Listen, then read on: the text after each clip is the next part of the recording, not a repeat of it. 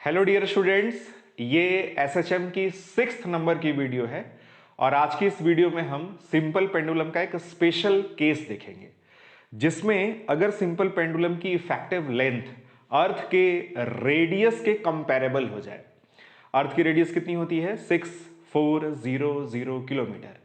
तो इमेजिन करो ऐसा कोई सिंपल पेंडुलम है जिसकी इफेक्टिव लेंथ अर्थ के रेडियस के कंपैरेबल है, मतलब उसकी इफेक्टिव लेंथ आ रही हो या 1.5 आ रही हो, 2 आ रही हो, 3 आ रही हो, समथिंग लाइक दैट। तो उतने बड़े सिंपल पेंडुलम का जब ऑस्किलेशन होगा तो वो केस अभी तक जो हम लोगों ने सिंपल पेंडुलम का नॉर्मल केस पढ़ा है उससे थोड़ा सा डिफरेंट हो जाता है और उससे थोड़ा सा डिफिकल्ट भी हो जाता है। फिर हम उसी को आगे एक्सटेंड करेंगे कि अगर सिंपल पेंडुलम की जो लेंथ है वो इनफाइनाइट हो जाए, तो यूनिवर्स में अगर इनफाइनाइट लेंथ का कोई सिंपल पेंडुलम ऑस्किलेट कर रहा हो तो फिर उसका टाइम पीरियड कितना होगा।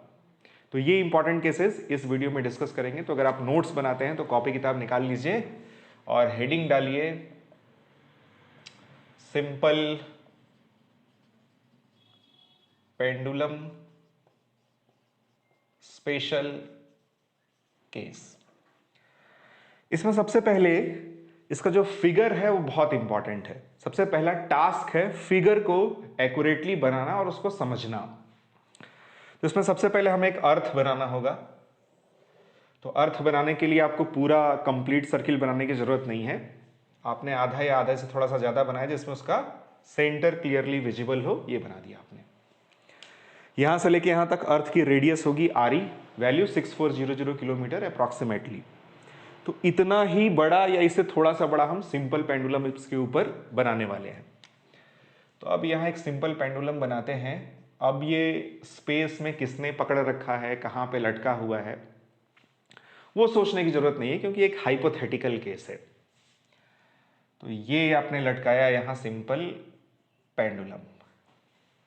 इसकी स्ट्रिंग की लेंथ को अगर ऐसे आगे बढ़ाएं तो वो सेंटर पे जाके मिलनी चाहिए। तो ये इतना फिगर में आपको क्लियर है, इसमें कोई डाउट नहीं है। अगर यहां पे हम इसका फ्री बॉडी डायग्राम देखें तो इस पे अर्थ का ग्रेविटेशनल फोर्स लगेगा mg नीचे और स्ट्रिंग का tension T vertically upward T equal to mg होगा। अगर हम इसे डिस्टर्ब ना करें तो ये यहीं पे ऐसे ही चुपचाप पड़ा रहेगा।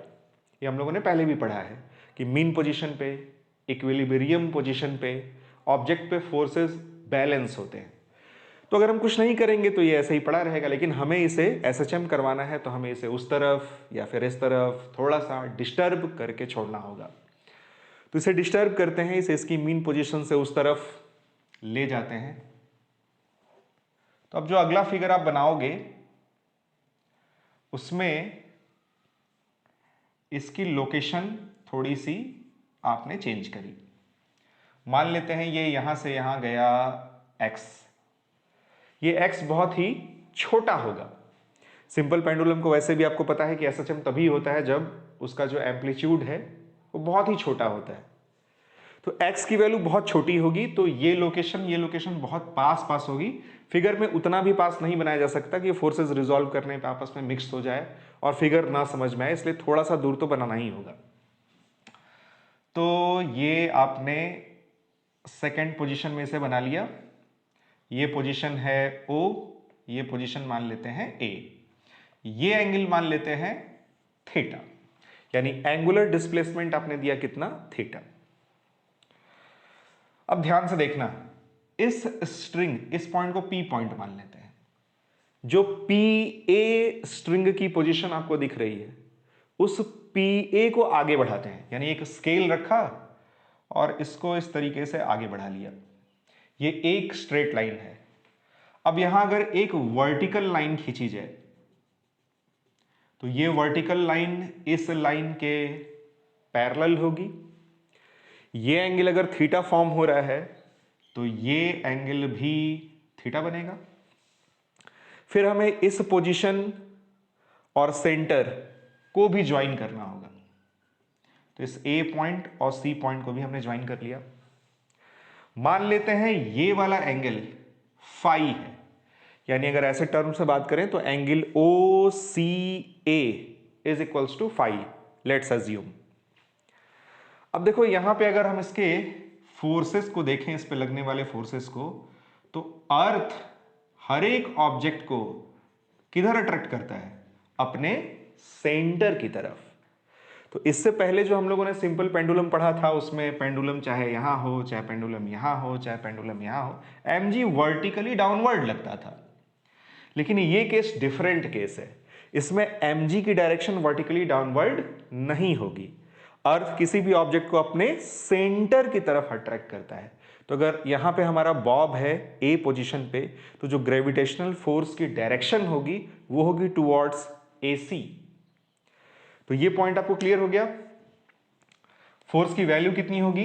m इंटू जी। वैसे तो g की वैल्यू चेंज हो जाती है अगर हम अर्थ सरफेस से ऊपर या नीचे जाएं तो, बट सिंस x की वैल्यू बहुत छोटा है तो ये इधर ही ऐसे ऑस्किलेशन कर रहा होगा। तो अगर ये O पॉइंट से A पॉइंट पे जाए या इधर O से B की तरफ जाए तो इतना सिग्निफिकेंट इसकी लोकेशन में चेंज नहीं होगा कि हम g को वेरिएबल मानेंगे। तो g ही रहने वाला है। तो यहां फोर्स की जो वैल्यू होगी वो होगी mg, और direction is very important towards AC। फिर देखो, अगर ये एंगल फाई है तो ये एंगल भी फाई होगा। ऐसा z बनता है तो ये एंगल सेम होता है, पता ही होगा सबको। क्या बोलते हैं? Alternate angle. तो ये एंगल फाई है तो ये एंगल भी फाई होगा। ये है इसका कंप्लीट फिगर। तो मैंने आपको कुछ स्टेप्स बताए थे कि कोई भी हमें SHM का केस मिले, हमें उस केस को किस तरीके से अप्रोच करना चाहिए। सबसे पहले फिगर बनाओ, मीन पोजीशन पे उस ऑब्जेक्ट को रखो और मीन पोजीशन से थोड़ा सा डिस्टर्ब करके दूसरी पोजीशन पे ऑब्जेक्ट को ले जाओ। फिर उस पर लगने वाले फोर्सेस को देखो, उस पर लगने वाले फोर्सेस का FBD बनाओ। तो एक फोर्स लगा mg और एक फोर्स लगेगा स्ट्रिंग में टेंशन T। उसके बाद फोर्सेस रिजॉल्व करके हमें एक फोर्स ढूंढना होता है। कौन सा फोर्स? इसको हम बोलते हैं रेस्टोरिंग फोर्स। रेस्टोरिंग फोर्स हमेशा टुवर्ड्स द मीन पोजीशन लगेगा, और ऑब्जेक्ट को SHM करवाने के लिए जो फोर्स रिस्पॉन्सिबल होता है वो वही फोर्स होता है। जिस तरह से सर्कुलर मोशन में सेंट्रीपिटल फोर्स इंपॉर्टेंट होता है, बिना सेंट्रीपिटल फोर्स के दुनिया में कहीं भी कोई भी सर्कुलर मोशन पॉसिबल नहीं है, उसी तरह से बिना रेस्टोरिंग फोर्स के दुनिया में कहीं भी SHM पॉसिबल नहीं है।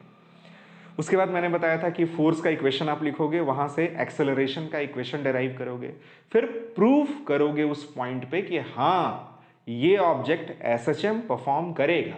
क्योंकि SHM की तीन कंडीशंस होती हैं, जिसमें दूसरी और तीसरी कंडीशन तो खासी इंपॉर्टेंट है कि एक्सेलरेशन डिस्प्लेसमेंट के प्रोपोर्शनल होना चाहिए, और एक्सेलरेशन की जो डायरेक्शन है वो हमेशा डिस्प्लेसमेंट के अपोजिट या फिर हमेशा टुवर्ड्स द मीन पोजीशन लगती रहनी चाहिए। तो यहां हम वैसे ही स्टेप्स फॉलो करके आगे प्रोसीड करेंगे। इस mg का एक कंपोनेंट इस डायरेक्शन में लेते हैं along द स्ट्रिंग। ये कितना होगा? ये पूरा एंगल बन रहा है थीटा प्लस फाई। तो mg का इस डायरेक्शन में जो कंपोनेंट होगा वो होगा mg cos theta plus phi, और इस डायरेक्शन में जो कंपोनेंट होगा towards the centre, towards the mean position, ये होगा mg sine theta plus phi. अब ये बताओ, जैसे ही आप इसको यहां से छोड़ोगे वैसे ही क्या होगा, वो इस पॉइंट के अबाउट ऐसे सर्कुलर मोशन करना शुरू करेगा। इस फोर्स को ये फोर्स बैलेंस कर सकता है, लेकिन इस फोर्स को बैलेंस करने के लिए, इस फोर्स को कैंसिल आउट करने के लिए अपोजिट डायरेक्शन में कोई फोर्स नहीं है। तो इस फोर्स का तुरंत हमें इफेक्ट दिखेगा। ये वाला फोर्स क्या करेगा? इस ऑब्जेक्ट को इस तरफ खींचेगा। Force can start motion. अगर कोई ऑब्जेक्ट रेस्ट स्टेट में है और मोशन करने के लिए फ्री है और उस पर फोर्स लगाया जाए तो उस फोर्स का क्या इफेक्ट आता है? उस फोर्स की वजह से वो ऑब्जेक्ट मोशन स्टार्ट करता है। जैसे इसको जैसे ही छोड़ें, mg की वजह से इसमें मोशन स्टार्ट होता है, फिर फोर्स की वजह से एक्सेलरेशन लगता है, एक्सेलरेशन की वजह से वेलोसिटी लगातार बढ़ती है, या एक्सेलरेशन वेलोसिटी को कई दूसरे तरीके से भी चेंज करता है डिपेंडिंग कि एक्सेलरेशन में और वेलोसिटी में कितना एंगल बन रहा है। तो ये क्लियर हो गया, mg sine theta plus phi की वजह से इधर आएगा। जैसे ये इधर मोशन शुरू करेगा, इस पॉइंट के अबाउट इसका सर्कुलर मोशन भी होगा। तो सर्कुलर मोशन के लिए necessary centripetal force T minus mg cos theta plus phi देगा। बट हमें यहाँ इसका सर्कुलर मोशन नहीं देखना है, हमें ये देखना है कि इस mg sine theta plus phi का इस पर क्या इफेक्ट पड़ रहा है। ये बताओ, अच्छा ये फोर्स कांस्टेंट है कि वेरिएबल है? ये फोर्स वेरिएबल है, क्योंकि जैसे जैसे ये बॉब यहाँ ए पोजीशन से ओ पोजीशन की तरफ धीरे धीरे धीरे जाएगा, वैसे वैसे थीटा की वैल्यू चेंज होगी। थीटा की ही नहीं, इस फाई की भी वैल्यू चेंज होगी। तो थीटा और फाई दोनों वेरिएबल होगा, बदलेगा, तो ये साइन की वैल्यू बदलेगी, यानी ये पूरा का पूरा फोर्स बदलेगा। तो फोर्स वेरिएबल है, फोर्स की वजह से एक्सेलरेशन प्रोड्यूस होगा इस डायरेक्शन में, वो एक्सेलरेशन भी वेरिएबल होगा। अब उसका इफेक्ट क्या होगा, एक्सेलरेशन वेरिएबल होने में भी थीटा और फाई की वैल्यू घट रही है, तो अगर एंगल घटेगा तो साइन की वैल्यू भी घटेगी, फोर्स की वैल्यू भी घटेगी, एक्सेलरेशन की वैल्यू भी घटेगी। एक्सेलरेशन की वैल्यू घटेगी बट एक्सेलरेशन लग तो रहा है ना, तो इसकी स्पीड लगातार बढ़ेगी। तो ए पॉइंट से ये ओ पॉइंट की तरफ जैसे जैसे जाएगा इसकी स्पीड लगातार ग्रेजुअली इंक्रीज होती जाएगी। ओ पॉइंट पे फोर्स की वैल्यू हो जाएगी 0, बट तब तक अच्छी खासी स्पीड पकड़ चुका होगा और इनर्शिया की वजह से ये दूसरी तरफ जाएगा। दूसरी तरफ अगर आप इसका फिगर बनाओगे तो रिजोल्यूशन से आपको mg sin theta plus phi की डायरेक्शन अपोजिट डायरेक्शन में मिलेगी। ये तो समझ आ रहा होगा, पीछे हम लोगों ने कई केसेस डिस्कस किए हैं। तो mg sin theta plus phi की डायरेक्शन अपोजिट होने की वजह से क्या होगी, इसकी स्पीड लगातार घटेगी और घटते घटते घटते घटते 0 हो जाएगी। सिंस एंगल और फोर्स में जिस तरह से वेरिएशन हो रहा है वो इस तरफ और इस तरफ सेम है, इसलिए अगर आप इसको x डिस्प्लेस करके छोड़ोगे तो ये दूसरी तरफ भी x दूरी तक ही डिस्प्लेस होगा। फिर क्या होगा, mg sin theta plus phi की जगह की वजह से ये वापस O की तरफ आएगा, फिर O को पार करके A की तरफ जाएगा। तो इस तरह से इसका O पॉइंट के अबाउट A पॉइंट से लेके B पॉइंट तक, अगर यहाँ पे एक B पॉइंट पे फिगर बना ले तो O से A, A से B, B से A, A से B, इस तरह से इसका ऑस्किलेशन होता रहेगा। तो इस फोर्स के इफेक्ट की वजह से इसमें ऑस्किलेशन हो रहा है, ये बात क्लियर हो रही है। देखो अभी भी हम SHM वर्ड यूज नहीं कर रहे हैं। तो इस फोर्स को ही हम क्या बोलते हैं इस केस में, रेस्टोरिंग फोर्स। तो ये फिगर बनाने से, इसका रिजोल्यूशन करने से हमें एक चीज तो क्लियर है कि इस केस में जो रेस्टोरिंग फोर्स होगा वो क्या होगा। तो रेस्टोरिंग फोर्स हमने ढूंढ निकाला, ये है mg sin theta plus phi. अगर इसमें साइन कन्वेंशन भी आप यूज करो तो x इस डायरेक्शन में है but mg sin theta plus phi opposite direction में है। तो अगर ऐसे इस डायरेक्शन को हम पॉजिटिव माने और इस डायरेक्शन को हम नेगेटिव माने और विथ साइन लिखें, तो आप चाहे तो यहां माइनस साइन भी लगा सकते हो, minus mg sin theta plus phi, इसमें कोई डाउट नहीं है। उसके बाद देखो, if theta and phi is very small, अगर थीटा और फाई बहुत छोटे होंगे तो साइन थीटा प्लस फाई में हम अप्रोक्सीमेशन यूज करेंगे। क्या होता है, sine theta approximately equal to theta हो जाता है, तो sine theta plus phi theta plus phi हो जाएगा, इसमें कोई डाउट नहीं है। तो ये आया F R is equals to minus M G theta plus phi. Force is equals to mass times acceleration is equals to minus M G theta plus phi. M से एम कैंसिल। फिजिक्स में अगर कहीं step में कोई चीज cancel होती है तो उसके बारे में भी सोचना चाहिए। एम से एम कैंसिल हो रहा है, इसका मतलब एक्सेलरेशन का जो भी इक्वेशन आएगा उसमें मास नहीं होगा, और एक्सेलरेशन से ही फिर हम फर्दर टाइम पीरियड निकालते हैं, तो टाइम पीरियड के फॉर्मूले में भी मास नहीं होगा। यानी इसका टाइम पीरियड इस बॉब के मास पर डिपेंड नहीं करता, नो मैटर आप इसमें आधा किलो का या फिर 200 ग्राम का या फिर 100 ग्राम का बॉब लटकाते हो। ये क्लियर हो गया आपको। A is equals to minus G. अब देखो, थीटा की वैल्यू और फाई की वैल्यू हमें पुट करनी है। थीटा की वैल्यू कैसे पुट करेंगे, इस पी ओ ए वाले फिगर को देखो, इसमें ये हुआ आर्क, ये हुआ एंगल, और चाहे पी ओ लिया जाए चाहे पी ए लिया जाए वो हुआ रेडियस। तो ये पी ओ या फिर पी ए स्ट्रिंग की लेंथ है, that is effective length L। तो angle is equals to arc upon radius, कोण बराबर चाप बटे त्रिज्या वाला फॉर्मूला यूज करेंगे। तो एंगल कितना है, थीटा, तो थीटा की वैल्यू कितनी हो जाएगी, थीटा की वैल्यू होगी arc x divided by radius L। कोई डाउट नहीं है इसमें। फिर इसके लिए भी वही फॉर्मूला लगाते हैं, angle phi is equals to arc x divided by, अब ये अगर हम रेडियस देखें तो ये अर्थ की रेडियस होगी, दैट इज आर ई। ये x देखो बहुत छोटा है, तो arc is equals to angle is equals to arc upon radius वाला फॉर्मूला लग जाएगा। ऊपर पहले थीटा के लिए लगाएंगे, फिर नीचे फाई के लिए लगाएंगे। तो थीटा की वैल्यू x बाई एल और फाई की value x by R E, इसमें कोई डाउट नहीं है।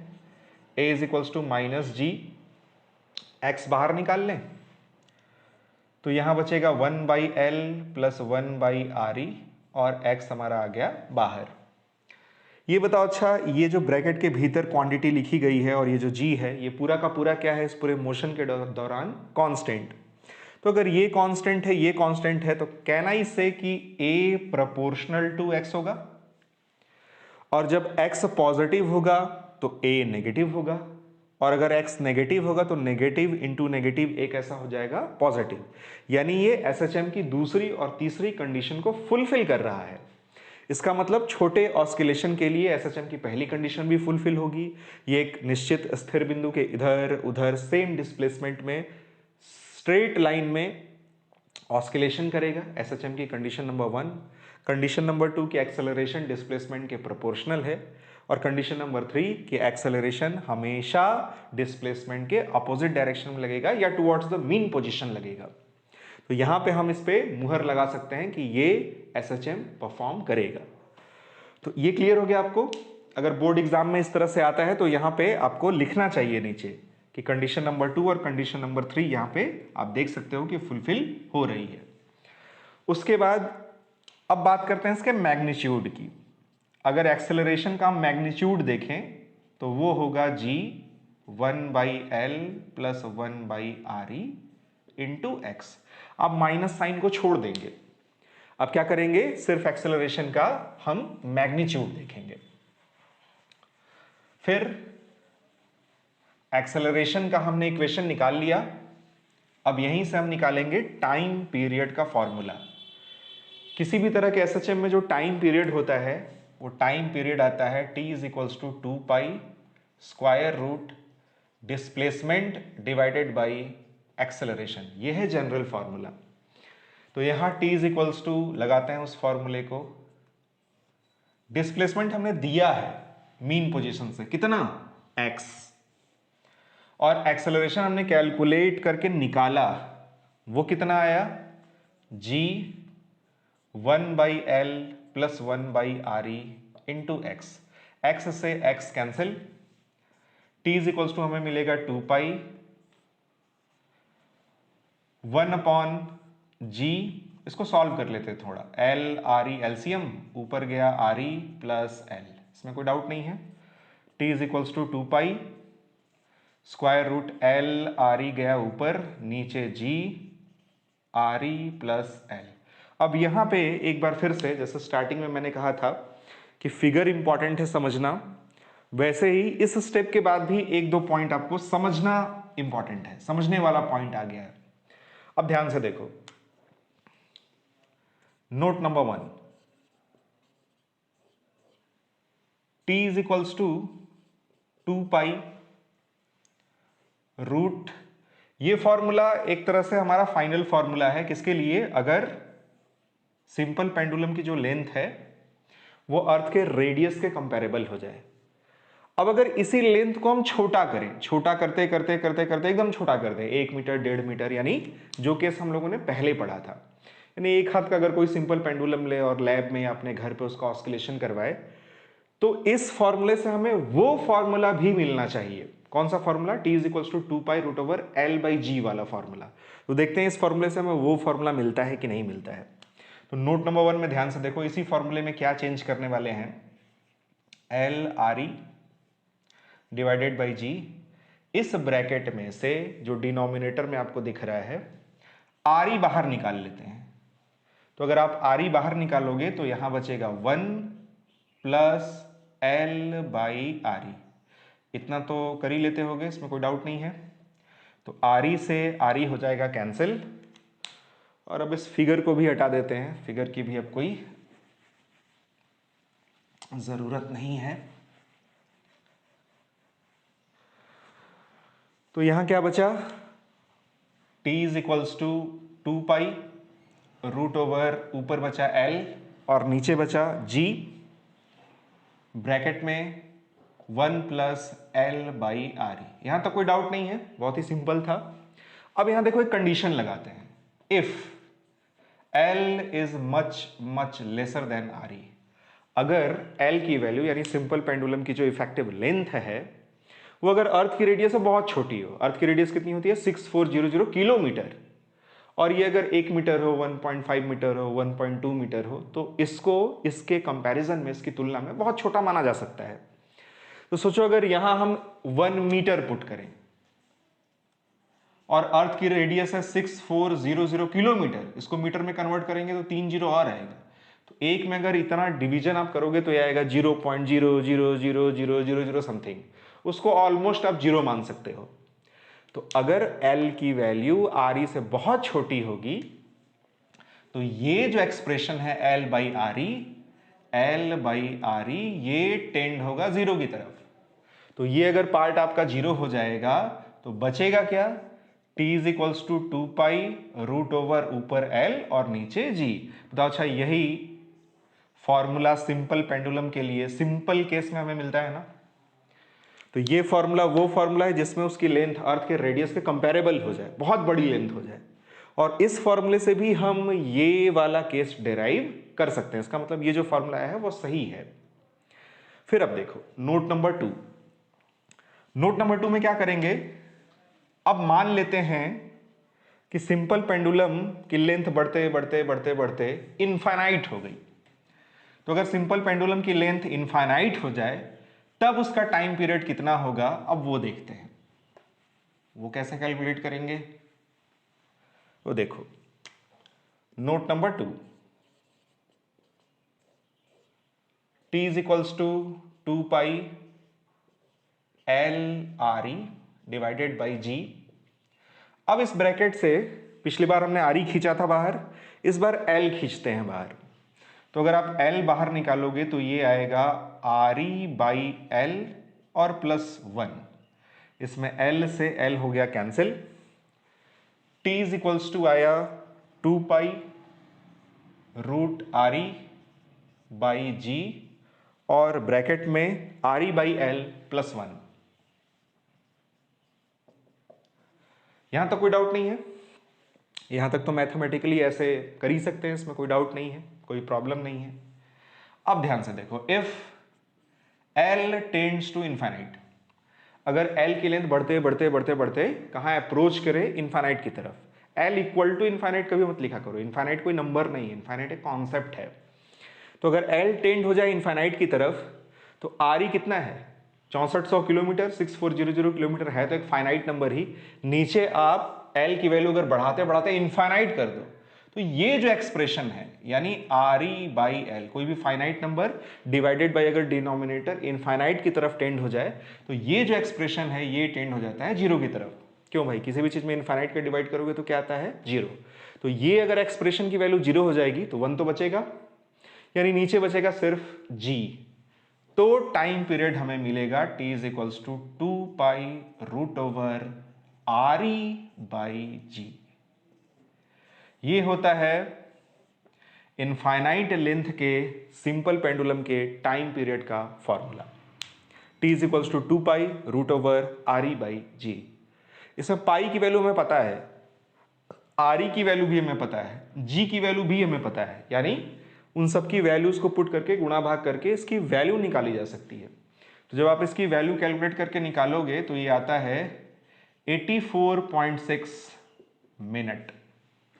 तो ये याद रखना, ये याद रखना, यही एक्सप्रेशन एक दो और चीजों के लिए आता है। जैसे मैं बता देता हूं आपको, अगर अर्थ के आर पार कोई टनल खोदी जाए, अगली वीडियो में हम उसी को डिस्कस करेंगे, उसके भी एक सिरे पर अगर आप किसी ऑब्जेक्ट को छोड़ोगे तो वो भी उस टनल में एसएचएम परफॉर्म करता है, उसका भी टाइम पीरियड इतना ही आता है। और अगर अर्थ के नजदीक किसी ऑर्बिट में सैटेलाइट लॉन्च किया जाए तो उसका भी जो पीरियड ऑफ रिवोल्यूशन होता है, टाइम पीरियड होता है, वो भी इतना ही आता है। कितना, t is equals to 2 pi root over R E by G, और ऐसे मिनट में उसकी वैल्यू कितनी होती है 84.6 मिनट। 84.6 मिनट लगभग कितना हुआ, 60 मिनट में 1 घंटे, और उसके बाद 24.6 मिनट लगभग, और मतलब 30 मिनट अगर मान लें तो 1.5 घंटा। तो सोचो यूनिवर्स में अगर इनफाइनाइट लेंथ का कोई सिंपल पेंडुलम लटक रहा हो, उसको हल्का सा डिस्प्लेस करके छोड़ो तो वो अपना एक ऑस्किलेशन कंप्लीट करने में 1.5 घंटे का लगभग टाइम लेगा। तो आई होप ये डेरिवेशन आपको अच्छे से क्लियर हुआ होगा। बोर्ड एग्जाम के लिए भी खासा इंपॉर्टेंट होता है, बीच बीच में आता ही रहता है, और कंपटीशन में भी कभी कभी इस पे डायरेक्ट ही क्वेश्चन आ जाता है, तो ये पता होना चाहिए। तो अब एसएचएम पढ़ा रहे हैं तो हर एक टॉपिक को तो टच करना ही है, हर एक डेरिवेशन आपको बताना ही है। तो इस वीडियो में यही रहने देते हैं, अब अगली वीडियो में मिलेंगे तो अर्थ के आर पार जो टनल होती है वो वाला केस डिस्कस करेंगे।